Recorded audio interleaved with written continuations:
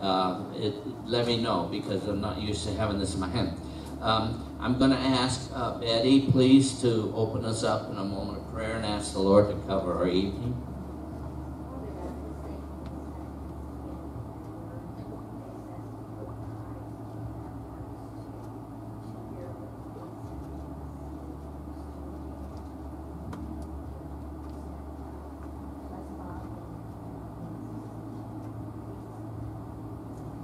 Amen. And next week, Billy, next week it's going to be you. So, snooze, you lose. Okay, no, I'm sorry. What I want to do to start with is, you know, a lot of people know John, and a number of people know that he got stuck on this little island off the coast of Turkey called Patmos. Very few people, including myself, didn't really know why he was there, except he got in trouble with the Roman government. And so I did a little research on that, and those should be the first 2 pages, the story behind Patmos. And many of you, but many of you haven't seen it, I have here a map of Patmos, and I'm going to pass that around the corner. Thank you, Robert. Pass it around, and whoever it ends up with being the last person, just hold on to all my pictures. Just hold on to them, and I'll get them at the end of the class. And I wanted to show you, well, I have a number of pictures of Patmos, but this is probably the neatest one, and on both sides. And this is what Patmos looks like today. This is the only harbor in and out of Patmos, and this picture is showing you going into the bay, the harbor, on this side, and then on the other side you have a picture of the same city and the same harbor from a different direction. So it's really kind of cool. I like it. Okay, so just taking a look at why John got in trouble. Okay, and I don't care if you remember these names, it's not important, but I just put them there because that's what the history is. This thing all starts way back after Jesus, and it starts in 66. And that started a revolt. The Jews started to revolt against Rome, and that's what's going to bring Israel down, and that's what's going to send them into exile, and Israel will be a non-nation for almost 1900 years. Nobody's ever recovered from that. It's an impossibility, but Israel will. And this is when they become extinct. Actually, as a nation, they rebel against Rome. Not a good idea. And in 69 AD, the emperor sends this man named Vespasian down there to take military responsibility to undo the Jews. But a couple years later, he has to go back to Rome because the emperor dies. And he's just sent back there for one reason, to make sure that there's order. I'm sorry, I'm pretty bad with this thing. He ends up being the emperor. So he becomes the next emperor, and he leaves his oldest son, a guy by the name of Titus, to take care of the situation, which Titus does. And some of you have heard about Masada, this mountain fortress, and that's where the Jews make their last stand. And the Romans literally build an incline up from the bottom of the floor of the wilderness, the desert around it, built it right up to the mountaintop and took Masada. Well, Titus then goes home, and he becomes the emperor because his father dies. And Titus is only emperor for a couple years. And then he dies. kind of an interesting thing about Romans. They seem to die pretty young when they get into power. Anyway, then Titus's younger brother, Domitian, and this is where the story starts. Domitian becomes the next emperor, and he's emperor for 10 years. Well, Domitian decides that he wants to be a god. He wants to be worshipped as a god. Well, you know Christians can't do that and won't do it. And so the whole entire Christian community of the Roman Empire protests this. Well, I'm going to send this picture now, Robert, around the room. This is actually the remains of Domitian's temple in Ephesus, because Domitian picks Ephesus as the capital for his worship. Place puts his temple there, the temple of Domitian, so that he will be worshipped as a god. Well, of course, there's a pretty strong Christian community in Ephesus, and probably some of you know that John started the Christian community in Ephesus, and it was visited a lot by Paul. And that's where Mary spends the rest of her life. Remember on the cross when Jesus turned to Mary and said, "Mary, this is your son." And he looked at John and he said, "John, this is your mother." That's kind of the kinsman redeemer concept of passing on the covering of a widow or somebody defenseless when the provider of that person dies. And so Jesus on the cross, full of pain, full of everything at that moment, still thinks about his mother. And he assigns John, and John accepts that responsibility. And John, then the rest of this is all Christian history. It's not in the Bible, but John takes Mary to Ephesus, and she lives out the rest of her life in Ephesus. And I think, I don't have it right here, I did look for it. I have actually the site of where Mary's house was in Ephesus. It was outside the city. It was outside the city on a hill. And today it's a little awkward to get to it.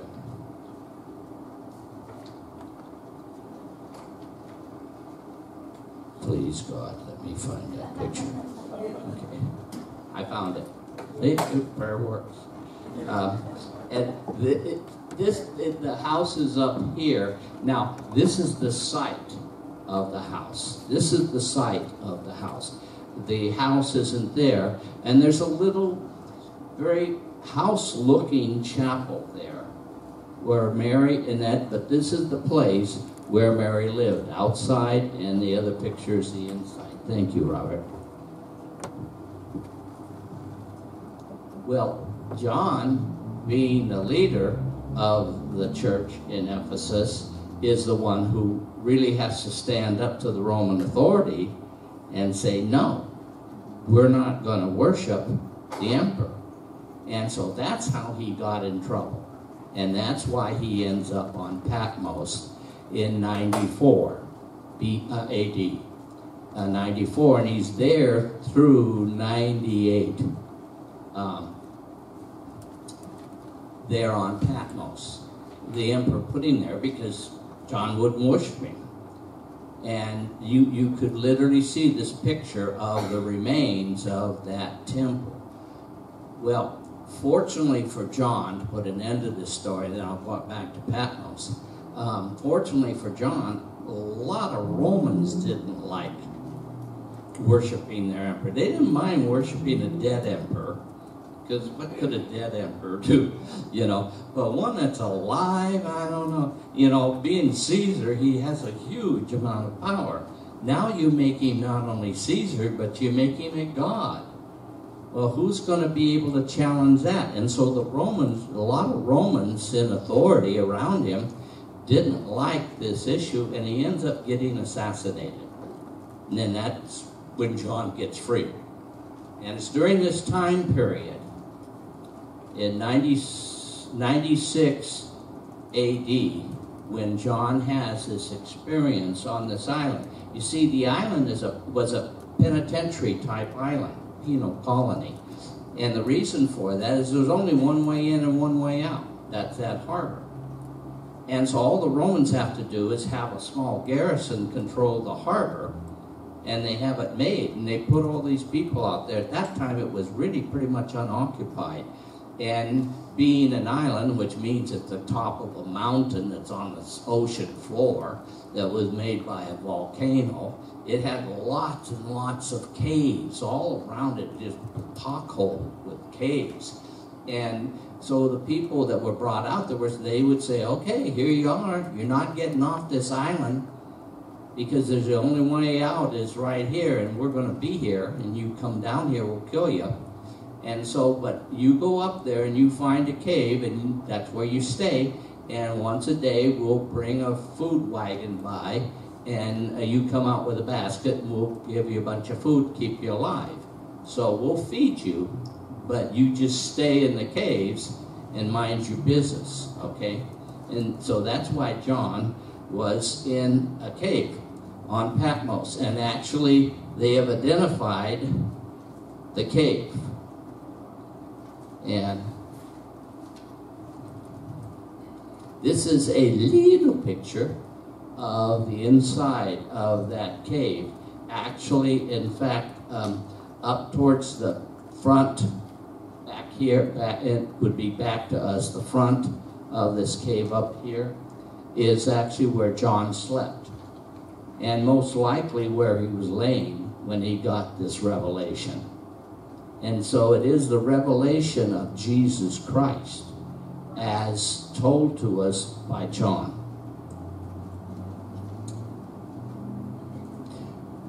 So let's, oh, by the way, it's kind of an interesting story, just a little rabbit trail on the rest of John, because it's a beautiful story.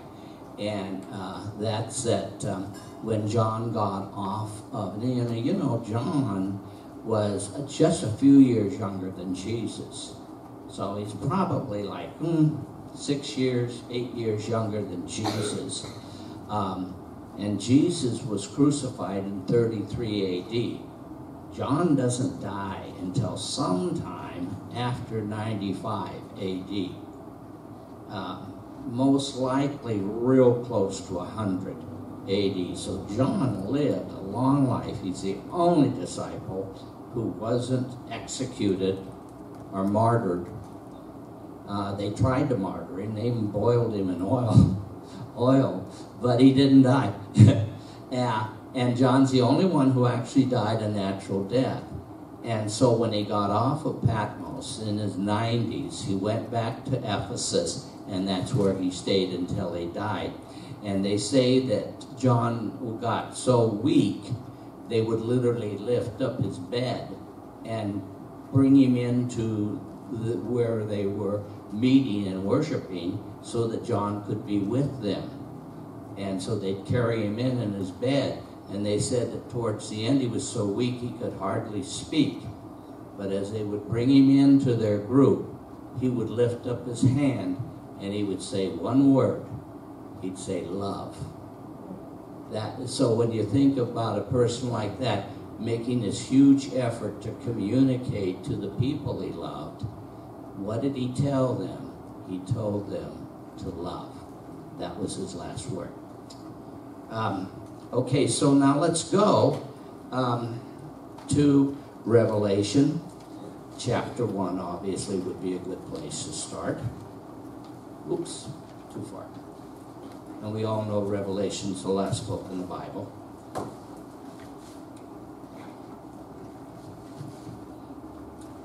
And first of all, John gives a little introduction here so that you know what's going on. And he says in chapter 1, he says, the revelation of Jesus Christ, which God gave him to show his servants what must take place he made it known by sending his angel to his servant John. So Jesus really, at times, he talks to John personally. And you're going to see in a few seconds here, John literally meeting up with the Jesus in his glorified body. Now, you know we all are going to have a glorified body. Wasn't it, I'll leave my marker here, wasn't it last week in here where we read Job 19, where he says, my Redeemer lives? That's a beautiful profession of faith and confidence in God. It's Job 19, verse 25. I know my Redeemer lives, and that in the end he will stand upon the earth. And of course we know in Zechariah, he stands upon the Mount of Olives. And Job is like 1600 BC. This isn't going to be prophesied until you have it here, well, in Acts, where it's prophesied about Mount of Olives, and we'll see that in just a couple seconds. So Job really is seeing a vision that is far into his future. I know my Redeemer lives, and the day is coming where he will return and stand on this earth.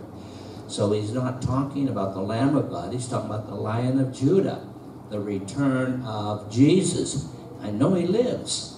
And then he says, and after my skin is destroyed, yet in my flesh I will see God. Now that sounds like a total contradiction. My skin is going to be destroyed, but yet in my flesh I'm going to see him. That's because he understands that we will lose this shell, but we will be given a glorified body that is perfect. And John's going to see Jesus in his glorified body, and it gives you a pretty good impression of what you're going to look like. He says, and then in my flesh I will see God. Yes, I myself will see him with my own eyes. I, and not another. So Job is totally convinced that he will, in his day, see the Lord Jesus Christ in the 1600 years before Jesus will be born. And so it's a great encouragement to me to know, everybody knows Job had a hard time. Okay. And Job complained a lot. Yes. But Job, he may have complained, but he never lost sight of who his God was. And he never lost sight of who he was to his God. Never. He always knew. So I'm going to go back to Revelation, and where was I, Nelda? 3. Well, thank you very much. I appreciate it. Okay, thank you, Billy. You just got replaced. Thank you, Billy. Such a nice lady. Okay, we're going to go to 2. So, okay, so Jesus really assigns an angel to do most of the leading around in heaven of John. But yet, from time to time, Jesus will talk to John face to face. And in 2 it says, I send my angel to my servant John, who testifies to everything he saw. That is the word of God and the testimony of Jesus Christ. And then he gives a blessing here. It's interesting. Revelation starts with a blessing, and I want that blessing. And Revelation ends with the warning of a curse if you don't. And I want to avoid that. So this is not verse 3. This is a blessing from Jesus. Blessed is the one who reads the words of this prophecy, and blessed are those who hear it and take it to heart what is written in it, because the time is near. And I know us earthlings, we say time is near. You're talking 2,000 years. It hasn't happened yet. But yet to God, what's the saying? 1,000 years is like a day. A day is like 1,000 years. So to God, this is not even an instant in history. But we're waiting for that. By the way, just to show you, a couple of the minor prophets, that's after Daniel and after Ezekiel, we get to the minor prophets, like Habakkuk. That's the best one. It's also in Zephaniah. But in Habakkuk, at the 2nd chapter, he's in this group. Well, no one, I'm in Mark, so I'm not there yet. I got to stop laughing and into this thing. Blow your eardrums. I'm almost there. Habakkuk, the 2nd chapter. And this is in the NIV. In the 2nd chapter, the 2nd verse, it says, "Then the Lord replied, write down," and doesn't say a, he says, write down the revelation and make it plain on tablets so that the herald, that's the person who announces it, may run with it. For the revelation awaits an appointed time. It speaks of an end, and it will not prove false. Though it linger, wait for it. It will certainly come, and when it does, it will not delay. And that's one of the most vivid prophecies. There's prophecies at the end of time. You could spend a year going through the prophecies at the end of time. But this one even identifies it by name, Revelation. Zephaniah is right next to Habakkuk. And in the 1st chapter, in verse 14, I'm going to read you verse 14, and then I'm going to skip all the way to 18. And it says, "The great day of the Lord is near and coming quickly." And we've always emphasized the fact that when it comes suddenly. Every prophecy about the end always reminds you it will come quickly. It will come suddenly. Jesus says, like a thief in the night. And so it's not something that you're going to see rolling down the slope of a mountain for 6 months before it gets to you. It's going to come quickly. And then 15, it calls it, that day will be the day of wrath. And in 18, he says, and he reminds us about our earthly values. Neither your silver nor your gold will be able to save you on that day of the Lord's wrath. In the fire of his jealousy, the whole world will be consumed. Well, I'm in 18. He's in Zephaniah. I'm in Zephaniah. 1:18. I'm surprised, Billy, that you didn't know that I was in Zephaniah. Everybody. In the fire of his jealousy, the whole world will be consumed, for he will make a sudden end. See? A sudden end to all who live on the earth. I think that's the end of it. Yes, it is. Okay, back to Revelation. Verse 4. Thank you. Redhead lady in the front row. Okay, verse 4. Then again, greetings and doxology. John, to the 7 churches in the province of Asia, grace and peace to you from him. And of course, you know this identification, don't you? He who is, he who was, and he who is to come. That reminds you of Hebrews 13:8, you know? He's the same yesterday, today, and forever. And it's the same thing. And actually skipping over, look at verse 18. Jesus actually speaks to John, and he says, I am the Alpha and the Omega, says the Lord God, who is and who was and who is to come. And most of you know that Alpha and Omega are Greek letters. And the Alpha is the first letter in their alphabet, and the Omega is the last letter in their alphabet. And so basically what that says is it says Jesus is the beginning and he is the end. So in Genesis it tells you that when the beginning came, God and the Messiah, doesn't say it, but says we, are there. And at the end will be them. So there's no beginning and there's no end for Christ and God and the Holy Spirit.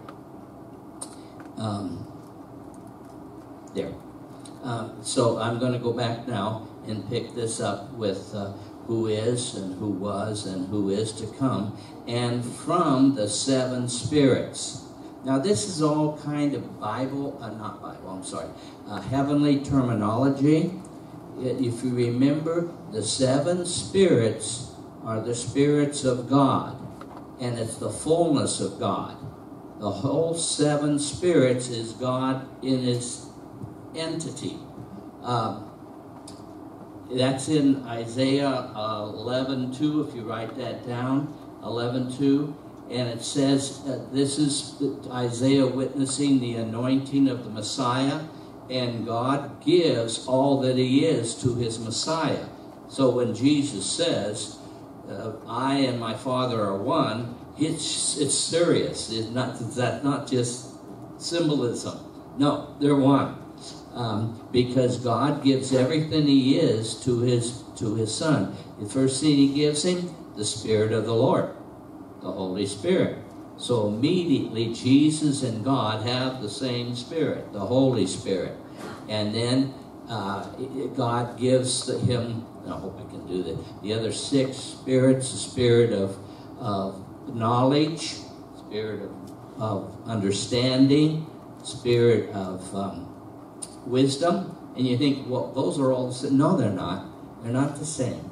The first thing you need to do is know the Word of God.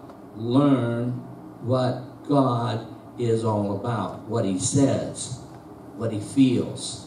And then once you have the knowledge, you can begin to grasp the understanding. And then once you have the understanding, you can begin to learn how to walk in it and how to act in it. So knowledge is knowing God. Understanding is being able to, I have to use the word, understand how to move in God's way. And knowledge is the ability to function as God wants you to function. A person who has gone to a point of knowledge not only knows God and understands who he is, but he knows how to function in his light. You know, how to walk with him. And that's what, and the other four are what? Power, counsel,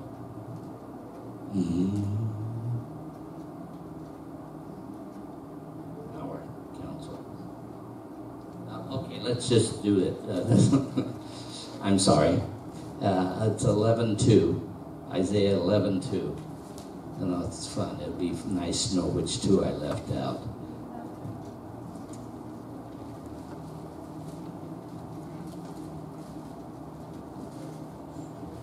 The Spirit of the Lord, Spirit of wisdom, of understanding, of counsel, power, knowledge, fear of the Lord. Is that the one? I guess that's the only one I left out. Fear of the Lord. And the fear of the Lord is not, the Bible isn't telling you to be afraid of God.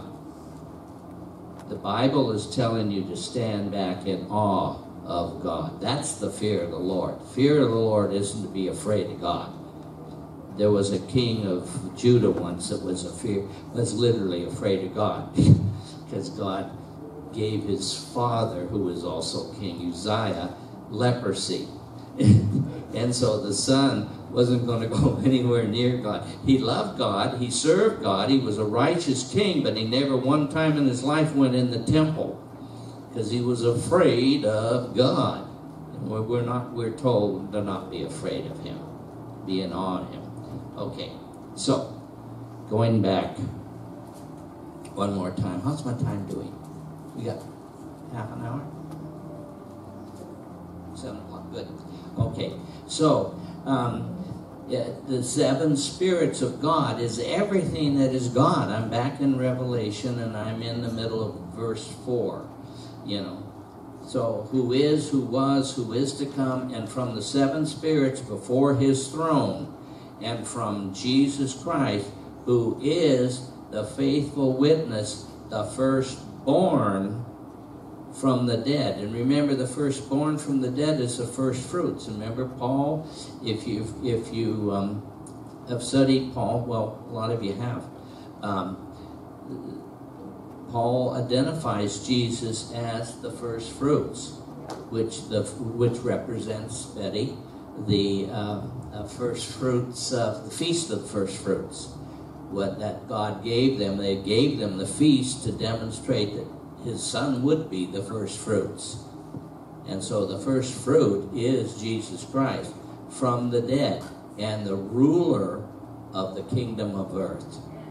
To him who loves us and has freed us from our sins by his blood, and we also talked about that in Romans, how the blood of Jesus Christ is what allows us to stand in the presence of God, because God sees us through that blood. We can't stand in front. If Moses couldn't look at God and God said, look away, you can't look at me because your face will fry. If Moses couldn't look at God, what opportunity do I have to look at God? Well, I have a great opportunity to look at God, and I can't, because I'm covered by the blood of Jesus. Moses didn't have that opportunity. And has made us to be a kingdom and priests to serve him, God the Father. To him be glory and power forever and ever. Number 7. This is the reference to that return. Look, he is coming with the clouds, and every eye will see him, even those who pierced him, and all the peoples of the earth will mourn because of him. This has got so many rabbit trails that are just flying through my mind. Remember Zechariah 12:10, where actually Jesus has come down on the Mount of Olives, and the surviving Jews and the tribulation saints that were defending the last half of Jerusalem, and they turn, and it says, they will look upon him. These are the righteous Jews, but they never understood the Messiah. They will look upon him, the one who they had pierced, and they will mourn for him as one would mourn for a firstborn son. They will see the Messiah, they will recognize it, and they will realize they have no more excuses. They pierced the Son of God, and they will mourn. And then it says Jesus will hand out to them grace and supplication, which means forgiveness. He will give them grace and forgiveness at that moment. And so that's the reconciliation at the last moment. When the first moment Jesus returns as the lion, at the first moment they will have the reconciliation between the Jews, and they will realize who they have pierced. And that's what it says right here, that even those who pierced him and all the peoples of the earth will mourn because of him. In Isaiah 52, and I'm sorry, but I want to do this. I'm bouncing around a lot, but I usually do this. What am I talking about? Isaiah 52, verse 8 through 10. It's a beautiful saying that Isaiah has here. Beautiful saying, which relates right to that verse we're talking about in Revelation, and also what I just quoted you out of Zechariah 12:10. And in Isaiah 52, 8 through 10, it says, listen, your watchmen, lift up your voices. Together they shout for joy when the Lord returns to Zion. They will see it with their own eyes. Burst forth with songs of joy together, you ruins of Jerusalem, for the Lord has comforted his people. He has redeemed Jerusalem. The Lord will lay bare his holy arms. Hold out his arms. Why? Where are the scars of the cross? They're on his hands. And so he will lay out bare. He will bear his holy arms in the sight of all nations, and all the ends of the earth will see the salvation of our God. So you see, the prophecies all are through the Bible, and they're all coming together here in Revelation. Okay, so once again, this is verse 8. Remember when I said Jesus told John, I am the Alpha and the Omega, says the Lord God. I'm sorry, Jesus says it over here. God himself is saying that they both are the Alpha and the Omega, who is and who was and who is to come, the Almighty.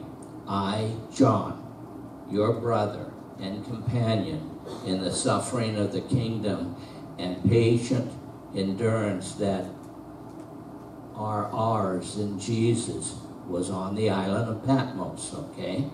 Because the word of the Lord and the testimony of Jesus. And why? He was on Patmos because, remember, he was on the Patmos because he kept the word of the Lord and he kept the testimony of Jesus Christ. That's why it was there. On the Lord's day, that would be the Sabbath, I was in my spirit, and I heard behind me a loud voice like a trumpet, which said, and this is Jesus speaking, write on a scroll what you see and send it to the 7 churches. Now, the 7 churches, interestingly enough, all have different personalities and different characters. They have different strengths and different faults. It's almost like today. And so these 7 churches get special scrolls, special letters, spiritual letters from Jesus in heaven.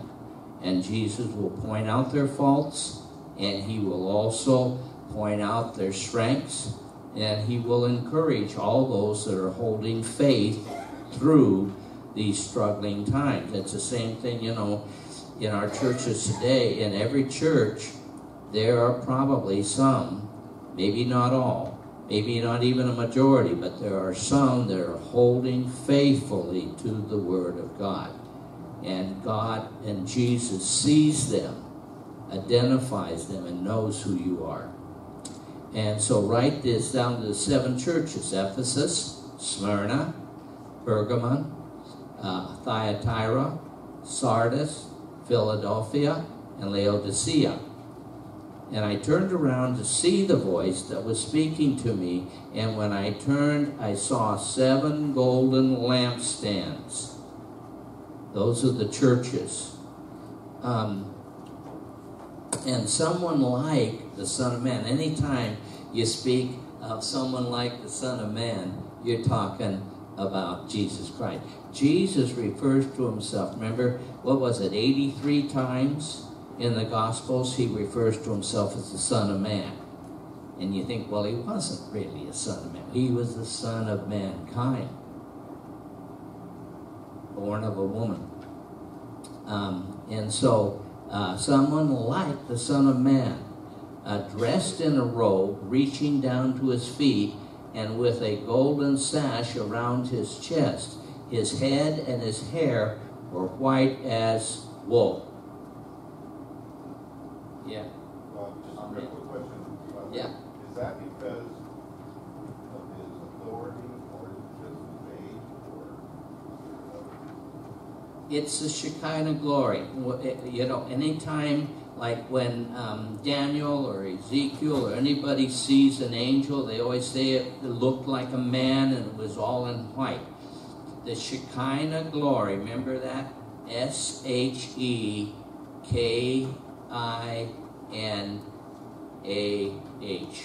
Shekinah is the glory, is the presence, the physical presence of God. Isaiah saw it in the temple. Ezekiel saw it, and he said it looked like a storm coming off the desert. Isaiah said it looked like a long trail of his robe going around the church. The very physical senses of the presence of God are, first of all, the cloud. Remember, the cloud was on Mount Sinai. The cloud was in the temple. Isaiah saw it.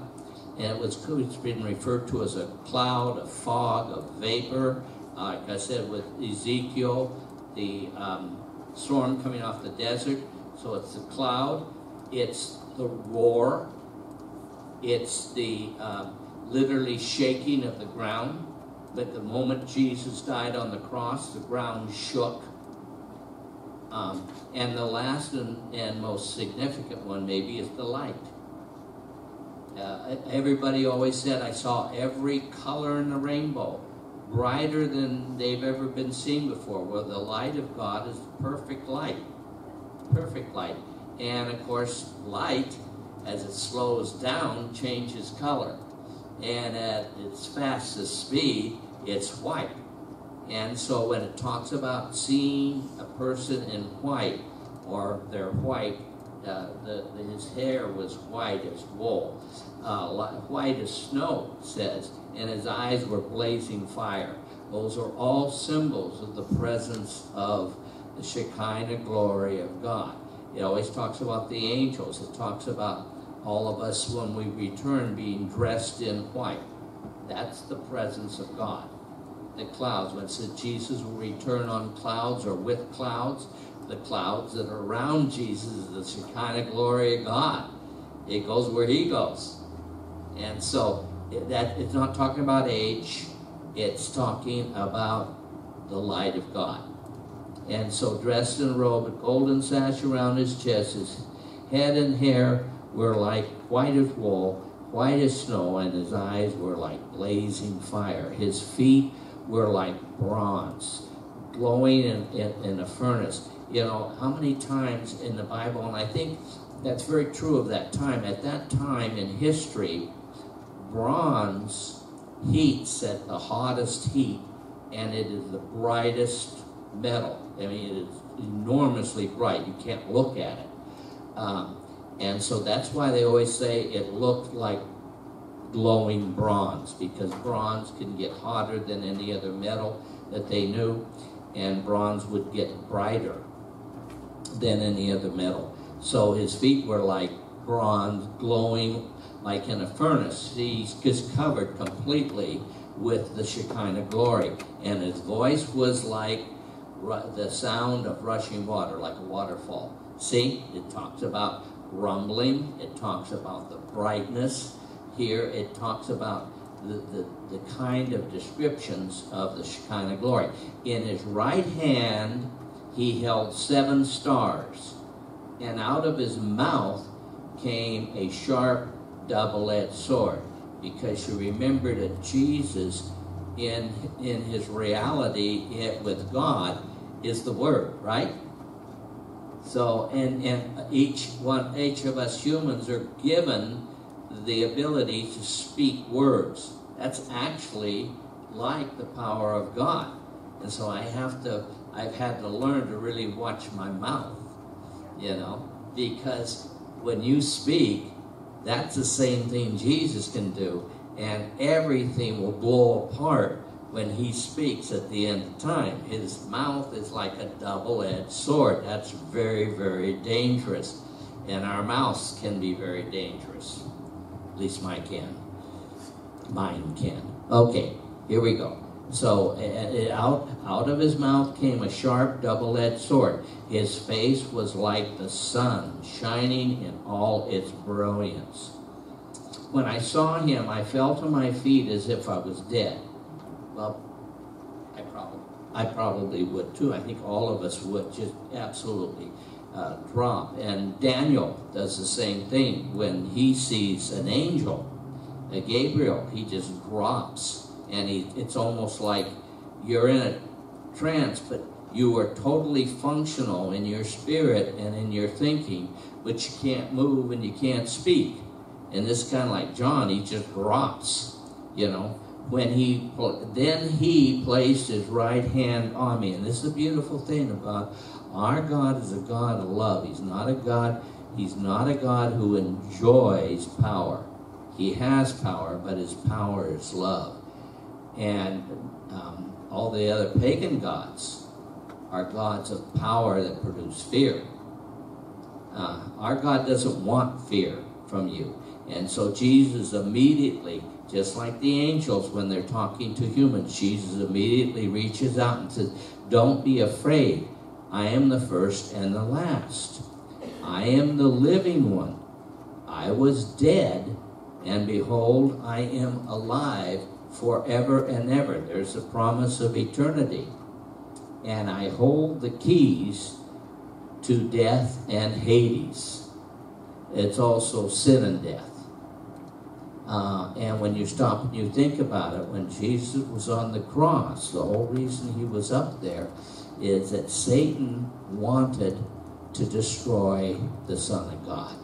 And so he attacked Jesus at his weakest moment on the cross with all the sin of the history of the world, the present world, and the future world. Everything. And Jesus was so powerful that he endured all of that, took in all the sin of the world, and controls it. That's why we don't have to fear because of our sin. And that is why Jesus has the authority to forgive us our sin. If you repent and you go to Jesus with a sincere heart, he forgives you. Okay, well, I could forgive you, but I don't have that power. Only Jesus has the true power to forgive your sin because he controls sin. Satan used to control sin. He used it against us. Jesus now controls sin, and he uses it to rescue us.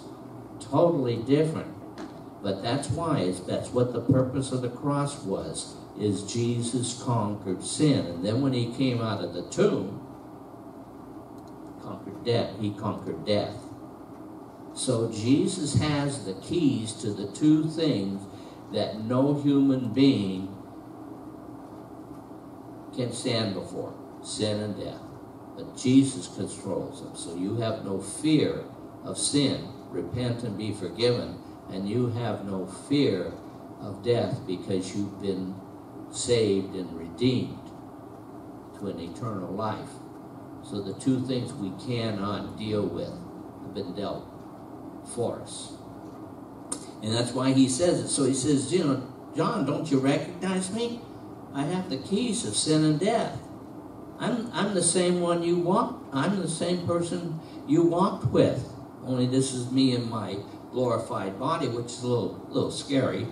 And so then Jesus says to John, write therefore what you have seen, what is now, and what will take place. It's an interesting concept because it's supernatural, and it's kind of hard to follow it because it is supernatural, and our brain is natural.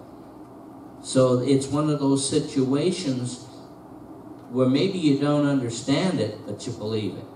Remember, like John and Peter going into the tomb, and it said they didn't understand what happened, didn't understand it, but they believed it.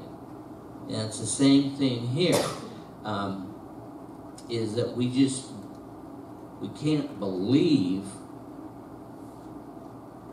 we can't understand it, but we can believe it. And that is now, in heaven, everything has already happened. We're just playing it out. It's like going home and watching a movie, Gone with the Wind. Well, that happened a lot. Clark Gable is Gone with the Wind. They're all gone. But yet you can watch it in reality, like, wow, it's happening right this very moment. That's kind of like our lives. Our lives are happening right now, this very moment, and we have total freedom. God has given us the freedom to make choices, good or bad. We get to make those choices. But in heaven, it's already played out. It's already a done deal. Jesus has conquered Satan. And John will see it played out not only in the past, but he's going to see it played out in our future. He actually will see this happen right before his eyes. And it hasn't happened yet. And I can't explain that. I can't even understand. I can't think it. But that's just, that's one of those things. You believe with your heart, because your brain can't go there. Okay, that was a little bit crazy, but I'll stay with it. Okay, verse 20. Okay, then it says, the mystery of the 7 stars that you saw on my right hand, and of the 7 golden lampstands is this. The 7 stars are the angels of the 7 churches, which really leaves us with an explanation that God really has angels sent by him to shepherd, cover, protect, guide churches. And of course our number 1 guide is the Holy Spirit, which is our deposit. But that's what it says here, that the 7 stars are the angels of the 7 churches. And the 7 lampstands are the 7 churches. I'm going to just introduce, because I've got seven minutes. So I'm going to just introduce the first church, and you have notes on that. I'm trying to get to my notes. It would be page 2, at the very bottom of page 2. The first letter is to the church of Ephesus, which would be very, very, very personal to John, wouldn't it? Well, the first thing I do in my notes here is I tell you a little bit about Ephesus. Ephesus was a very, very, very important city. It's right on the coastline, or was. Now it's inland a little bit. But it was right on the coastline of Turkey today. And it was a harbor. And it was a very rich city, very rich. So most of the people, there were 2 rich cities that had, of the 2 Christian communities that were in rich cities, Laodicea and Ephesus. And so Ephesus was also the center of a lot of craftsmanship. It was the center in the east. It was the center of idol makers, which we would today call a jeweler. It was extremely wealthy in trade. Most trade came into Ephesus and then was shipped out, so it was kind of a harbor city. It was very wealthy with business and with trade and with craftsmanship and things like that. And there's a lot of Ephesus still left. You can walk down the main street of Ephesus and you can almost like imagine yourself 2,000 years ago. You walk way down the main street of Ephesus. What would you say, Nelda? 6 blocks? You know, I mean. Not very far. Not very far. 6 blocks. Okay, thank you. 6 blocks is good. So write that down.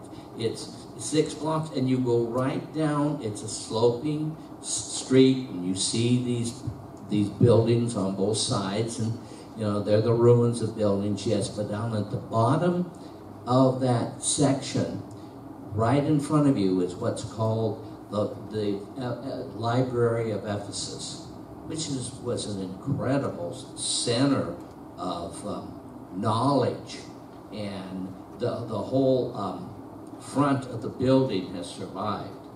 And you're literally looking at this building. It has these beautiful statues on it. And then you take a right, and you go sharp right, and you walk right down and up that same distance, and you'll come to the very theater that, and I'll show you that picture next week, the very theater where all of the craftsmen all ganged up on Paul, because Paul was coming and preaching Jesus, and people were coming to Jesus, and they were saying, well, we don't need these idols. We don't need these things. They're worthless. And so people started really ignoring the idol makers. So all of a sudden they're saying, hey, we're making a whole lot less money. We got to get rid of this guy. So they were after Paul's head. And it's in this theater where they were all chanting their favorite god, who in Latin or in the Roman was the goddess Diana. In the Greek, it was the goddess Artemis. And in Acts, you have this thing where these people are all chanting, Artemis is great, Artemis is great. And Paul wanted to go down there and talk to them. And the Christians wouldn't let him. No, you're not going down there. You're not going down there. And they sent down some other guys, and they were ready to kill them. But just fortunately, one of the guys that they sent down there was also a Roman citizen. And so one of the representatives of the city jumped up on the stage and said, you people, you touch these people, you continue to riot. You're not rioting against the Christians, you're rioting against Rome. And they're going to come in here and they're going to kill you. And so they all said, Artemis is great, Artemis is great. You know, they stopped immediately. But you go down that way, and right on the other side of the street from the Colosseum, they have one of the earliest Christian signs ever. It didn't really take hold like the fish. The fish came out of Antioch. And that has always been our symbol. But this symbol has a circle, and in the middle of the circle, it has a cross. And then they take a line diagonally through the cross. And the symbol it's supposed to symbolize Jesus' great commission. Go out into the world. Okay, yeah. Go out into the world and teach people everything I've taught you. And make them disciples. Notice, don't make them believers. Make them disciples of me. And baptize them in the Holy Spirit. And what that is the circle is the earth. The cross is that the earth belongs to Jesus. And the extra line that touches it means take the word of Jesus to every point of the earth. You know, the first century Christians understood Jesus' commission. Later on, you know, with the church and the Middle Ages and the Crusades and all that, they thought, first of all, they forgot about it, and then when they remembered it, they thought that they were supposed to go kill everybody in the world with the Crusades, go conquer the world. No. You conquer the world, but you conquer the world with the love of Christ. And these first century people, they understood that, and that's what we're going back to. So, anyway, Ephesus was a well-heeled place. I'm going to end right now, but I think, yeah, if you turn on page 3, you can read my notes, and we'll pick it up on page 3 where it says the good deeds of Ephesus. Every single church, Jesus knows their good deeds, and he knows their faults, and he gives them encouragement. And he sees the people out there in that church that are serving him with love and faithfulness, just like he will see you. George, would you close us in a moment? Thank you.